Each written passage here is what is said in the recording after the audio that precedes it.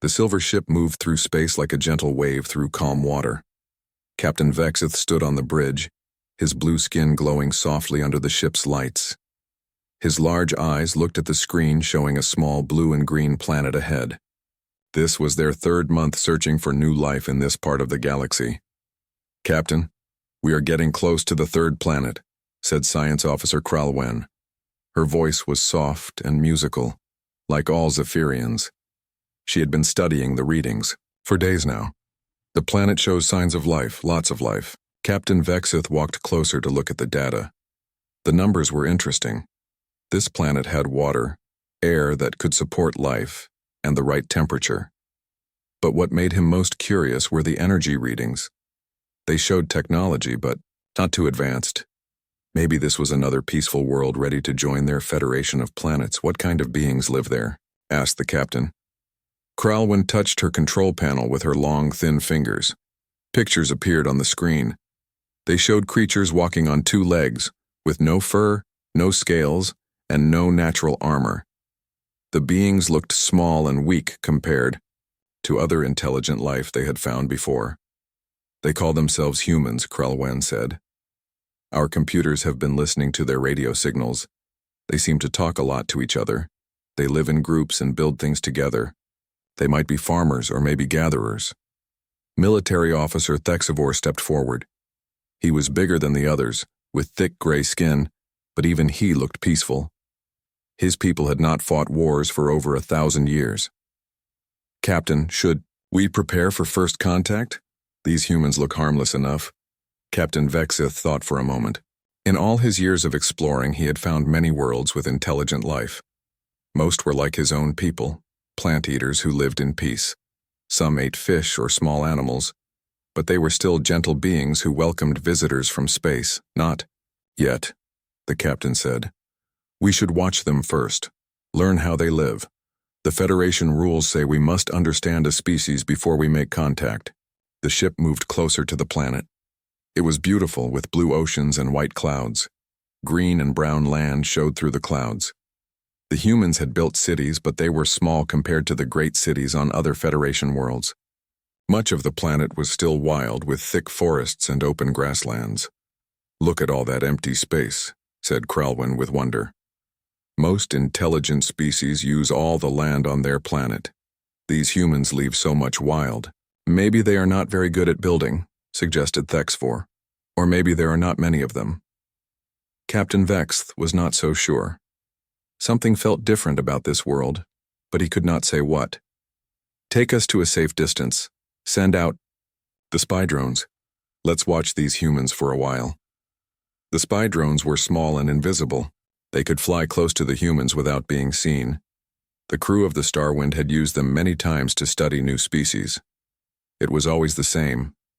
They would watch peaceful beings living simple lives, then make contact and welcome them to the Federation. The drones spread out over the planet. They sent back pictures of human cities, farms, and schools. The humans seemed to spend their time growing food, making things, and taking care of their young.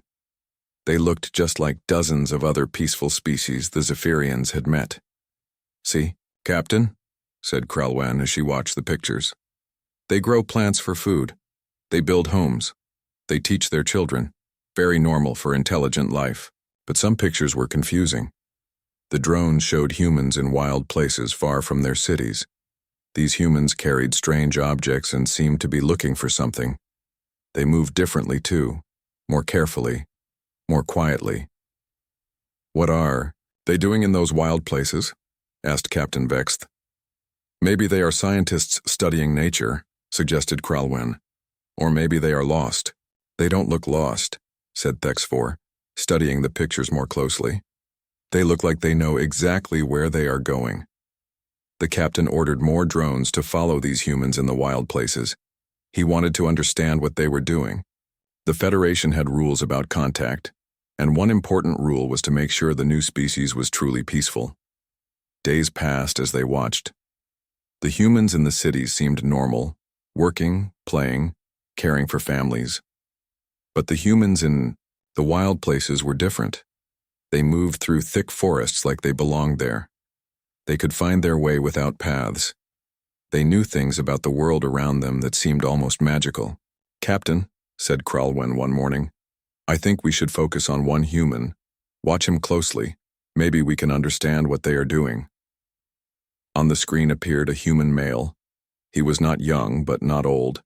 His name, according to their computers, was Jake Morrison. He lived near a big forest and often went into the wild places alone. "He looks harmless," said Thexivor. "Small, no claws, no sharp teeth. His skin looks thin. He would not last long on most worlds we know." But Captain Vexth noticed something in the human's eyes. They were alert, always moving, always watching. These were not the eyes of a plant eater. These were different eyes, but he could not say how. "Follow him," ordered the captain, "but keep the drones far away. We don't want to disturb him." Jake Morrison was preparing for another trip into the forest. He moved around his home, gathering things and putting them in a large bag. Some of the things looked like tools, but they were not like any tools the Zephyrians knew. "What are those long metal objects?" asked Kralwen. "I don't know," admitted Thexvor. "Maybe they are for building something." Jake also spent time with a four-legged animal. The creature was about the size of a small Zephyrian with fur and a long tail. It seemed happy to be with Jake and followed him everywhere. "A pet," said Kralwen with a smile. "See? He keeps animals for friendship. Very peaceful." But Captain Vexeth noticed how the animal behaved. It did not act like the gentle pets he had seen on other worlds. This creature was alert like Jake, always listening, always ready. Its eyes were sharp and bright. "Send more drones," the captain ordered. "I want to see everything this Jake Morrison does in the forest." The crew prepared for what they thought would be a simple observation. They expected to watch Jake Morrison walk through the forest, maybe collect plants or study rocks. Then they would have enough information to make peaceful contact with the humans. They had no idea that they were about to witness something that would change everything they believed about intelligent life in the galaxy. They did not know that this peaceful-looking human was about to show them what it truly meant to be the top hunter on a death world. Jake Morrison finished packing his gear and called to his dog. Together, they walked toward the dark forest, while invisible eyes from space watched their every move. Jake Morrison walked into the forest as the sun came up. His dog, Rex, stayed close beside him. The morning air was cold and fresh. Jake moved quietly, his feet making almost no sound on the forest floor. Captain Vexeth watched from his ship high, above. The spy drones followed Jake from a safe distance. On the bridge of the Starwind, the alien crew studied every move the human made. "He walks very quietly," said Kralwen. "Most beings make noise when they walk through forests." Jake stopped often to look at things. He would bend down and touch the ground with his fingers. Sometimes he would pick up small sticks or leaves and smell them. He looked at broken branches and disturbed earth like he was reading words in a book. "What is he doing?" asked Thexvor. "Why is he touching the dirt?" "Maybe he is a scientist," suggested Kralwen. "Maybe he studies the forest." But Captain Vexth was not sure. Something about Jake's movements seemed different. The human moved like he was looking for something specific. His eyes never stopped moving. He looked up at the trees, down at the ground, and all around him. Rex the dog was acting strange too. The animal would stop and smell the air. His nose would twitch and his head would turn toward different directions. Sometimes Rex would make a small whining sound and Jake would go look at whatever the dog was interested in. "The animal is helping him," noticed Captain Vexeth. But helping him do what? Jake knelt down beside a muddy spot near a small stream. He looked very closely at marks in the mud. The spy drone zoomed in to see what he was looking at. There were shapes pressed into the soft ground. "Footprints," said Kralwen. "Some animal walked through here." Jake studied the footprints for a long time. He measured them with his hand. He looked at how deep they were pressed into the mud. He even smelled the ground near the prints. "Why would he smell animal footprints?" asked Thexivor with confusion. Jake stood up and looked in the direction the footprints pointed. He seemed excited about something. Rex was excited too, wagging his tail and looking the same direction. The human reached into his bag and pulled out one of the long metal objects. Now the aliens could see it better. It was made of wood and metal with a long tube and some kind of sight on top. "It looks like a tool," said Kralwyn. "But what kind of tool?" Jake checked the metal object carefully.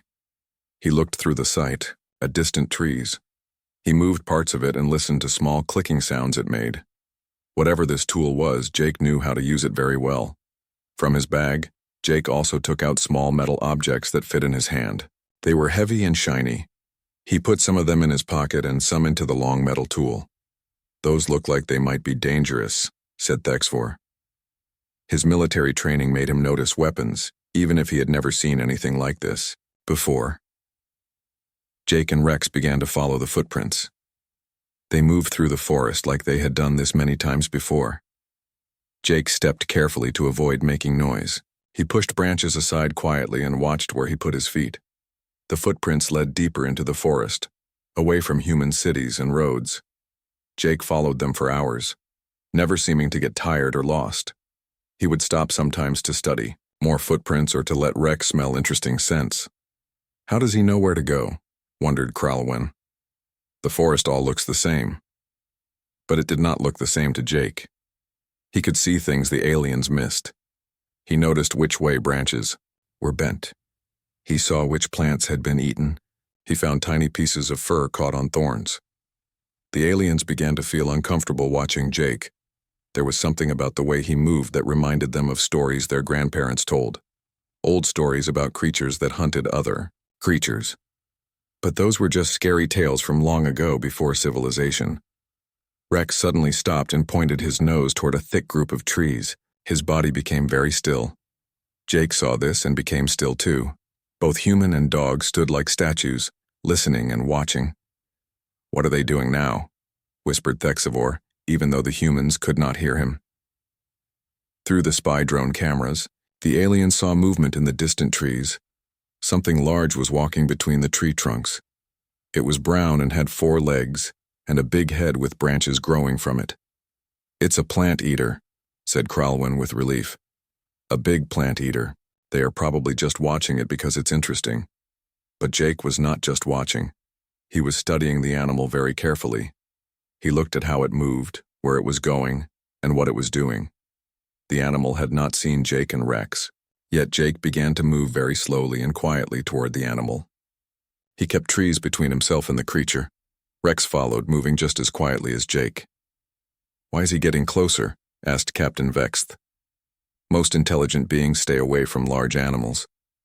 Jake moved from tree to tree, getting closer to the big animal. He moved so quietly that even the spy drones had trouble following him. Sometimes he would disappear behind trees, and the aliens would lose sight of him for several minutes. The big animal was eating plants and did not know Jake was there. It was a beautiful creature, much larger than Jake. Its brown fur shone in the sunlight coming through the trees. The branch-like things on its head were huge and looked very strong. Jake reached a tree that was close to the animal. He slowly lifted his long metal tool and looked through the sight at the creature. His hands were perfectly steady. His breathing was slow and calm. "He's pointing that tool at the animal," said Thexvor with growing worry. Captain Vexth felt a cold feeling in his stomach. "All drones pull back. Stay at maximum distance but keep watching." Jake waited and waited, hardly moving at all. The animal walked around eating plants, sometimes coming closer to Jake's tree, sometimes walking away. Jake seemed to be waiting for something specific. The aliens watched in growing fear as they began to understand what they were seeing. This was not a scientist studying nature. This was not a lost human wandering in the forest. This was something else entirely. "Captain," whispered Kralwyn, "I think we made a mistake about these humans." Jake adjusted his position slightly. The metal tool moved just a little bit. Through the sight, he could see exactly where he needed to aim. The animal was now in the perfect position. Rex lay down quietly beside the tree, watching everything but not moving. Even the dog seemed to know that something important was about to happen. The forest became very quiet. No birds sang. No wind blew through the trees. Jake, Rex, and the big animal were the only living things in this part of the forest, along with the invisible watchers from space. Jake's finger moved to a small curved piece of metal on his tool. The aliens could see him getting ready to do something, but they still did not understand what. "What is he going to do?" asked Thexivor. Captain Vex did not answer. He was beginning to suspect the truth, and it scared him more than anything he had ever seen in his years of exploring the galaxy. Jake took a deep breath and held it. The big animal, an elk, stood perfectly still about 200 yards away. Through his rifle scope, Jake could see every detail of the magnificent creature. Its antlers spread wide like tree branches. Its brown coat was thick and healthy. The elk had no idea that death was watching it from behind an oak tree. Captain Vexith and his crew watched in horror as they finally understood what was happening. This was not science. This was not peaceful observation. This human was preparing to kill. "He's going to hurt that creature," whispered Kralwyn. Her voice shook with fear and disbelief. "Stop him," said Thexivor. "We have to stop him." But Captain Vexith knew they could not interfere. Federation law was clear. They could only watch and learn, even if what they were learning terrified them. Jake's finger rested on the trigger of his rifle. Years of practice had made this moment feel natural to him. He had been hunting since he was a boy with his father. He knew exactly where to aim to make the kill quick and clean. The elk would not suffer. The elk lifted its head and looked around. For a moment, Jake thought it might run. But the animal went back to eating the grass at its feet. It felt safe, in the deep forest far from roads and houses. Jake squeezed the trigger. The sound of the rifle shot echoed through the forest like thunder. Birds flew up from the trees, crying out in alarm. The noise was so loud that the aliens in their ship could hear it through their spy drones. The elk dropped to the ground instantly. One moment it was alive and eating. The next moment it was dead. Jake's shot had been perfect, hitting exactly where he aimed. The animal had died so fast it felt no pain. On the bridge of the Starwind, 3 aliens stood in shocked silence. In all their years of exploring space, they had never seen anything like this. Intelligent beings in the Federation did not kill other creatures. They ate plants and small fish, but they never hunted large animals. "He killed it," said Kralwyn. Her large eyes were full of tears. "He killed that beautiful creature for no reason." "There must be a reason," said Captain Vex, though his voice was shaking. "Intelligent beings don't kill without reason."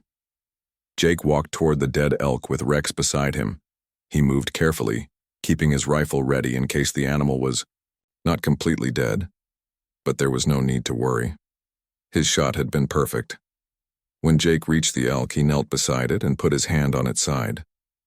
He spoke some words that the aliens could not hear clearly through their spy drones. It looked like Jake was saying a prayer or giving thanks. "Maybe he's sorry for what he did," suggested Thexivor hopefully. But what happened next made the aliens realize they were wrong about everything. Jake was not sorry. He was grateful. This was not a mistake or an accident. This was exactly what Jake had planned to do. Jake pulled out a sharp knife from his bag. The blade gleamed in the sunlight coming through the trees. He began to cut into the elk, working with practiced skill. He knew exactly how to remove the animal's skin and take apart its body. "He's cutting it up," said Kralwyn in horror. "Why is he cutting it up?" Captain Vexith was beginning to understand the terrible truth. "He's going to eat it." The aliens watched as Jake worked on the elk. He was not cruel or wasteful. He used every part of the animal carefully. He saved the meat in special bags to keep it cold. He even kept some of the bones in the hide. "Look how well he knows how to do this," observed Thexivor with growing fear. "He has done this many times before." Jake worked for over an hour, turning the elk into neat packages of meat. Rex sat nearby watching for danger. Sometimes Jake would give the dog small pieces of meat, which Rex ate eagerly. As Jake worked, the aliens began to understand more frightening truths about this species called humans. This was not just one strange human doing something unusual. Jake's skills were too perfect, too practiced. This was something humans had been doing for a very long time. "Captain," said Kralwyn quietly, "if this human can kill an animal that big, what could he do to us?" Captain Vexith did not want to. Think about it. The elk was much larger and stronger than any of them. It had sharp hooves and huge antlers that could be dangerous weapons. But Jake had killed it from far away, so quickly that the animal never had a chance to fight back. How did he know exactly where to aim? Asked Thexivore. How did he make that shot from so far away? The aliens realized that Jake's metal tool was a weapon designed specifically for killing. The small metal objects he had loaded into it were made to fly very fast and hit exactly where Jake pointed them. This was technology designed by hunters, for hunters. Jake finished his work and packed everything into his bag. The meat was heavy, but Jake was strong enough to carry it all. He left nothing behind except what he could not use. Before leaving, Jake looked around the forest one more time. His eyes scanned the trees and the sky. For a moment, his gaze seemed to focus on something high above, almost like he was looking directly at the spy drones. "Can he see us?" whispered Kralwyn. "Impossible," said Captain Vexth. "Our drones are invisible." But Jake kept looking up at the sky with those sharp, alert eyes. Rex was looking up too, like he could sense something that should not be there. Both human and dog seemed to know they were being watched. Jake shouldered his heavy bag and started the long walk back home. He moved through the forest like he owned it. Every step was confident. Every direction was correct. He never got lost or confused, even carrying the heavy load of meat. "He knows this forest perfectly," said Thexivore. "He knows every tree, every path, every hiding place." As they watched Jake walk away, the aliens began to understand what kind of world they had found. This was not a peaceful planet full of gentle plant eaters. This was a world where creatures hunted and killed each other to survive. And humans were not the prey animals here. They were the hunters. "Captain," said Kralwyn in a small, scared voice, "what if there are more humans like this one?" Captain Vexth was thinking the same thing. If one human could kill such a large, strong animal so easily, what could a group of humans do?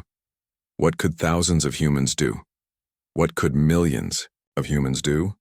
"Send all drones back to the ship," ordered Captain Vexth. "Now, but Captain, we need to learn more about them," said Thexivore. "We have learned enough," said Captain Vexth firmly. "We have learned that we are not the predators here. They are." The spy drones flew back to the Starwind as fast as they could. "Go." On the bridge, 3 aliens stood in silence, trying to understand what they had just witnessed. They had come to this world expecting to find another peaceful species, ready to join their federation of planets. Instead, they had found something that would give them nightmares for the rest of their lives. They had found a species that could kill with cold precision and perfect skill. They had found the apex predators of a death world, and those predators had noticed them watching. Back on the Starwind, Captain Vexth called an emergency meeting. All the senior officers gathered in the main conference room. The lights were dim, and everyone spoke in whispers, as if the humans might somehow hear them from so far away. "Show them the recording," Captain Vexth told Kralwyn. The room filled with holographic images of Jake Morrison hunting the elk. The officers watched in complete silence as the human tracked his prey, aimed his weapon, and made the kill. When the recording ended, nobody spoke for several minutes. "How is this possible?" asked Chief Medical Officer Hepatar.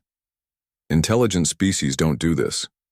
We stopped hunting thousands of years ago when we developed farming. Maybe they are not intelligent," suggested Navigation Officer Wilchen. "Maybe they are just smart animals." But Kralwyn shook her head. "No, they are definitely intelligent. They have cities, technology, art, and complex language. They are as smart as any federation. Species may be smarter." Military analyst Thexivore had been studying the recordings all day. His face was pale with worry. "Captain, I have run this through our combat analysis programs. The results are very disturbing." A new holographic display appeared above the table. It showed detailed measurements of Jake's hunting performance. Numbers and charts filled the air around them.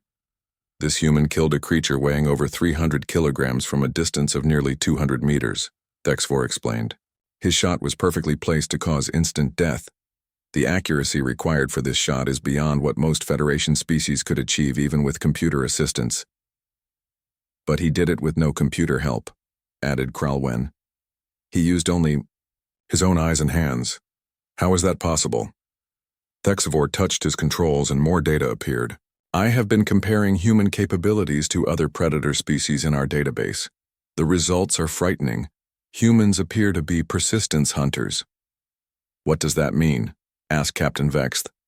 It means they can chase prey for hours or even days without stopping. Most predators in the galaxy hunt by ambush or short bursts of speed, but humans can keep going and going until their prey becomes too tired to run. The room became even quieter. Every officer was thinking the same thing. If humans could chase prey for days without stopping, they could chase anything, including spaceships. There's more, continued Thexavor. I studied their planet more carefully. Earth is what we call a death world. Gasps echoed around the room. Everyone knew what a death world was, but they had never encountered one with intelligent life on it. A death world is a planet where everything is trying to kill everything else, Thexavor explained for the younger officers. The gravity is strong. The weather is violent. The plants are poisonous. The animals are dangerous. Most species would die on such a world within hours. Chief Medical Officer Heptar pulled up medical scans of Jake Morrison from their spy drones. Look at this human's body. He looks fragile, but the scans show something different. His bones are incredibly dense. His muscles are much stronger than they appear. His reflexes are faster than any Federation species. His brain is different, too, added Kralwen. The parts that control hunting and fighting are much larger than in peaceful species. He can process visual information and make quick decisions better than our best computer systems. Captain Vexith studied all the data with growing alarm. What about their technology? Thexavor brought up images of human weapons and tools. Their technology is built for war and hunting. Look at this weapon Jake used. It can kill from great distances with perfect accuracy. But this is not even their most advanced weapon. The display showed pictures of human military equipment that their spy drones had observed. Tanks, fighter aircraft, missiles, and warships, all designed for fighting and killing. They have weapons that can destroy entire cities, Thexavor said, quietly. They have bombs that can kill millions at once. They have developed hundreds of different ways to kill each other and other species. But why would they need such weapons? Asked Heptar. What could be so dangerous on their world that they need all this? The answer came from an unexpected source. Junior Science Officer Kelwin had been quietly studying Earth's history through intercepted human communications. She was young and small, even for a Zephyrian, but she was very smart. Captain, I have been reading human history files, she said, nervously. I think I know why they are such dangerous hunters. Tell us, said Captain Vext. Earth is full of creatures that can kill humans easily. There are animals with huge teeth and claws. There are poisonous snakes and spiders. There are diseases that can kill in days. Even the weather can be deadly. Images of Earth's dangerous wildlife appeared in the room. Lions, tigers, bears, sharks, crocodiles, and dozens of other predators. The Federation officers looked at these creatures with pure terror. Humans survived on a world full of things like this? Whispered Heptar. Not just survived, said Kelwin. They became the top predator. They learned to hunt everything else. They made tools and weapons to kill creatures much bigger and stronger than themselves. For how long? Asked Captain Vexith. For millions of years, Kelwin replied.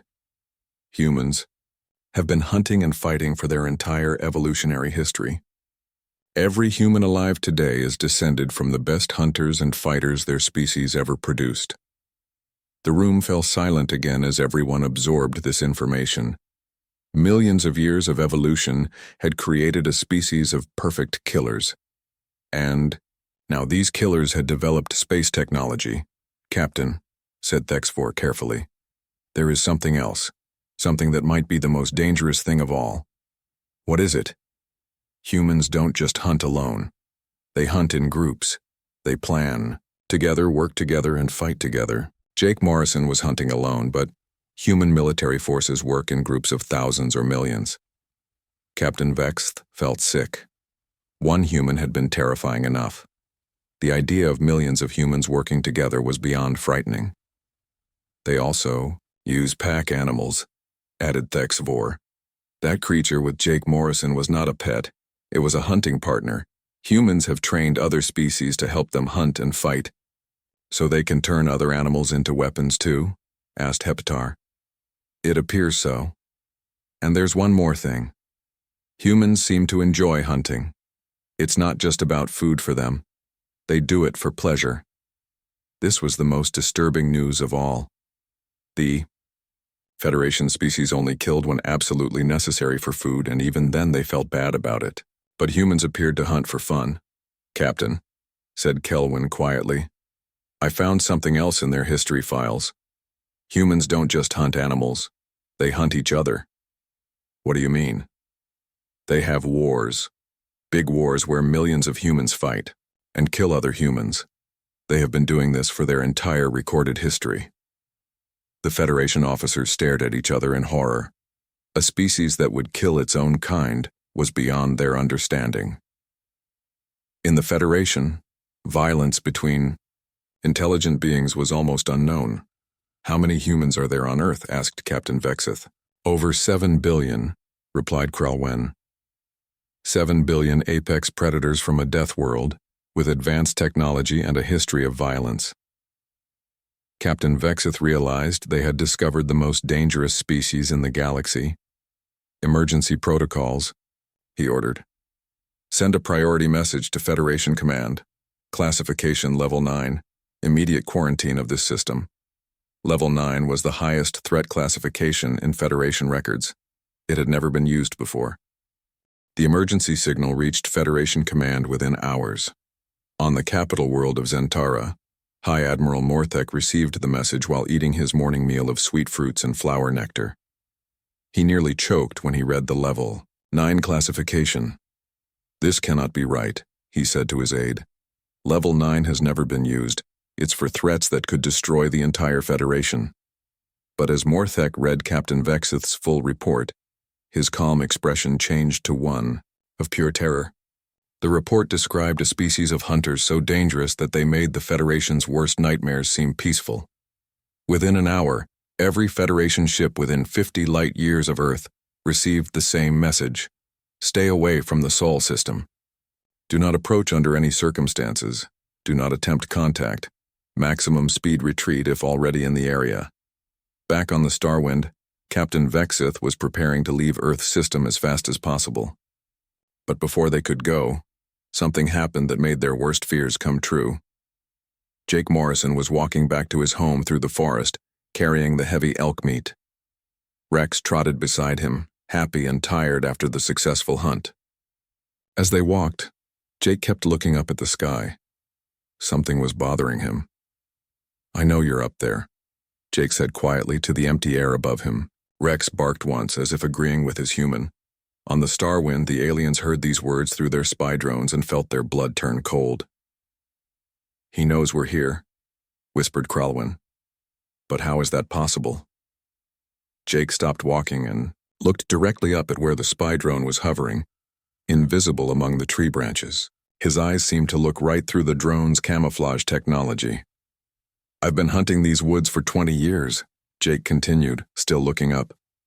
I know every sound, every smell, every feeling. You're up there, and you've been watching me. Thexavor's hands shook as he checked the drone's systems. All stealth systems are working perfectly. He should not be able to detect us. But Jake Morrison was a predator who had spent his entire life learning to sense danger and hunt prey. His instincts were sharper than any technology the Federation possessed. He could feel the alien presence like a weight pressing down on the forest. Jake reached into his bag and pulled out his rifle again. He loaded it with smooth, practiced movements and raised it toward the sky. I don't know what you are or where you come from, Jake said in a calm, steady voice, but if you mean harm to my family or my people, you'll regret it. The threat was delivered without anger or fear. Jake spoke like someone who had made many threats before and always followed through on them. The aliens watching from space felt terror like they had never experienced. He's pointing that weapon at us, said Thexavor in a voice barely above a whisper. Can he reach us from there? Asked Captain Vexith. No, we're too far away. But Captain, he's threatening us. An unknown species is threatening a Federation starship. Jake held his rifle steady for several long seconds, then slowly lowered it. I'm going to assume you're just curious and not hostile, he said. But remember what you saw today. Remember that we know how to fight.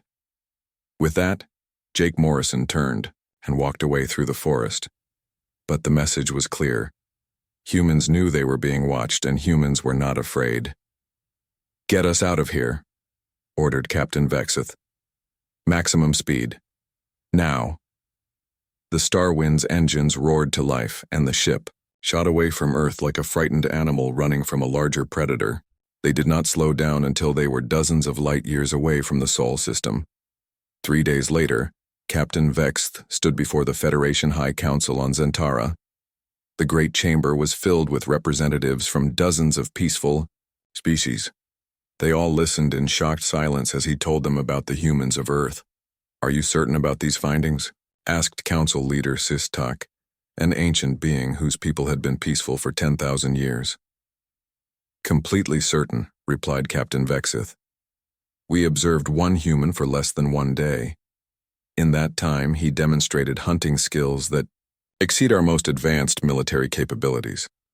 And according to our research, he was just an average human doing normal human activities. Normal activities, repeated Sistak in disbelief. You call killing large animals normal? For humans, yes. They have been apex predators for millions of years. Hunting and fighting are as natural to them as breathing. The council chamber erupted in frightened whispers. Some representatives suggested sending a military force to eliminate the human threat before it could spread to other worlds. Others wanted to study the humans more carefully. But Captain Vexith shook his head at both suggestions. Honorable Council, members, I strongly advise against any contact with this species. They are too dangerous to fight and too dangerous to study. The only safe course is complete avoidance. Surely our advanced technology gives us some advantage, suggested Military Advisor Kexnel. We have energy weapons and force shields, and they have 7 billion individuals with millions of years of evolutionary refinement for warfare, Captain Vexith replied. They have already developed weapons that can destroy planets. Given time and motivation, they will develop weapons that can destroy star systems. The debate continued for hours, but the conclusion was inevitable. Earth would be classified as a Level 9 restricted zone.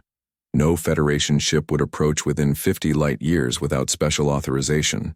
That would never be granted. New star charts were issued to every Federation vessel. The Sol system was marked with a special symbol that meant ultimate danger. Navigation computers were programmed to automatically avoid the area. Even emergency routes were changed to go around human space. The Federation also established monitoring stations at the edge of the restricted zone. These stations watched for any sign that humans were developing faster than light travel. If humans ever left their solar system, the Federation would need to evacuate entire sectors of space. Years passed.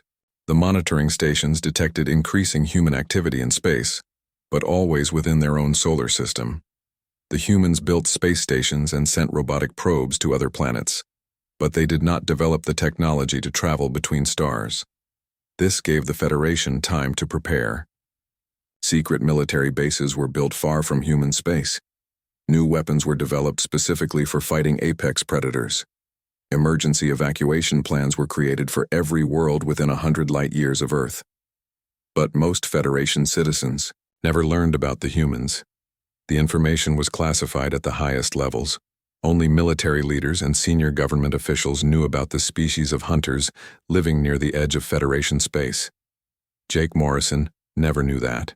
His weekend hunting trip had changed the course of galactic history. He continued to hunt in his forest, unaware that invisible watchers occasionally observed him from vast distances. Sometimes he would feel that strange sensation of being watched, and he would look up at the sky with those sharp predator eyes. But the watchers always stayed far away now. They had learned their lesson about getting too close to apex predators from a death world. The Federation learned to be very careful about which worlds they explored. They developed new protocols for identifying death worlds before sending survey teams. They never wanted to encounter another species like humans. Earth became known throughout the Federation by a simple phrase that appeared in classified military documents: the world where apex predators learn to think. It was a warning that would be remembered for thousands of years. And in the deep forests of Earth, Jake Morrison continued to hunt, blissfully unaware that he had become the most feared individual in galactic history without firing a single shot at the stars.